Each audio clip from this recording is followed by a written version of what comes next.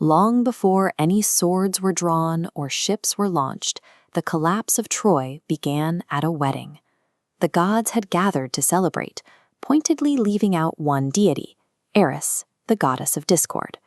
To exact a quiet revenge, she tossed a golden apple into the middle of the feast. It carried a short, dangerous inscription, "For the fairest." 3 goddesses, Hera, Athena, and Aphrodite, immediately claimed it. Unwilling to settle the dispute themselves, the gods handed the judgment down to a mortal. The man they chose was Paris, a young Trojan prince tending sheep far from any centers of power on the slopes of Mount Ida. Each goddess offered a bribe to secure his vote. Hera promised political power, and Athena offered military wisdom. But Aphrodite offered the love of the most beautiful woman alive. Paris chose Aphrodite. He made a single choice on an isolated hillside. That decision provided the spark for a fire that would eventually consume his entire city and leave a civilization in ruins. The woman Aphrodite had promised was Helen, the queen of Sparta. Paris sailed there as a guest and eventually left with Helen by his side. Her husband, King Menelaus, returned home to find his palace completely empty. Menelaus lacked the manpower to retaliate across the sea on his own, so he turned to his brother, Agamemnon, the king of Mycenae, ruling from a fortress of megalithic stone blocks. To build his army, Agamemnon leveraged an old pact. Helen's former suitors had sworn a mutual defense oath to protect her marriage. Calling in those debts mobilized the region. Kingdoms pooled resources, assembling legendary warriors and 1,000 ships, all pointed toward Troy. Personal grudges and ancient treaties had aligned. The Aegean world was now locked into a war of attrition that few involved had actually chosen. The Greek coalition landed on the Trojan shore, but they immediately hit a wall. Literally. Troy's defensive walls were immense, towering structures of thick stone that the Greeks simply could not breach. That physical barrier created a 9-year stalemate. The Greeks camped on the beaches, fighting skirmishes and raiding neighboring towns, but sheer brute force failed to crack the city itself. The intense pressure of the siege eventually fractured the Greek camp from the inside. Agamemnon and his greatest warrior, Achilles, clashed bitterly over the distribution of spoils and a captured woman. Enraged by the insult to his honor, Achilles completely withdrew his men from the fighting. Without him anchoring the line, the Greek army buckled. Troy's top commander, Hector, pushed them all the way back to their ships.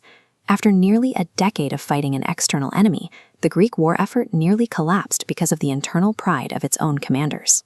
The Greek ships were on the verge of burning when Achilles' closest companion, Patroclus, decided to intervene.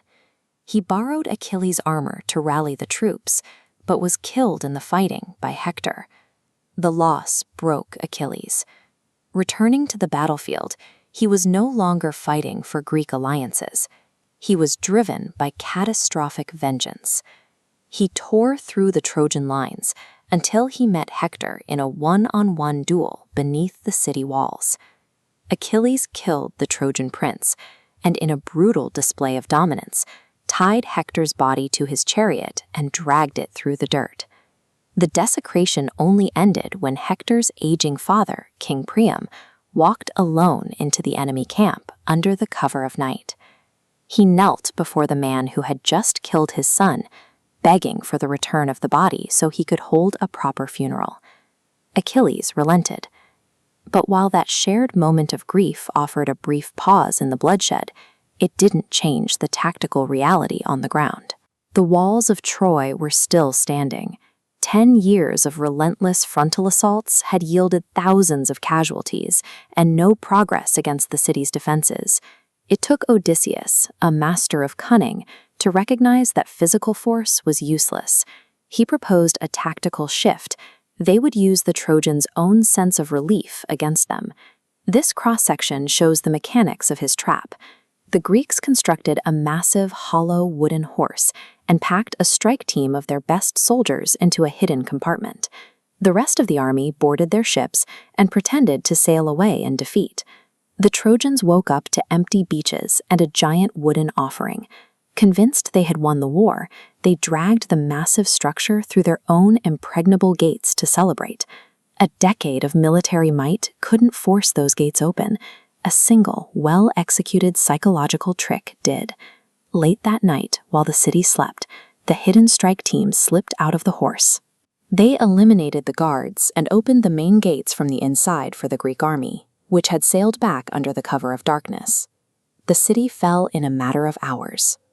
The Greeks burned Troy to the ground, leaving behind a layer of destruction so absolute that archaeologists can still see the ash and rubble in the excavation trenches today.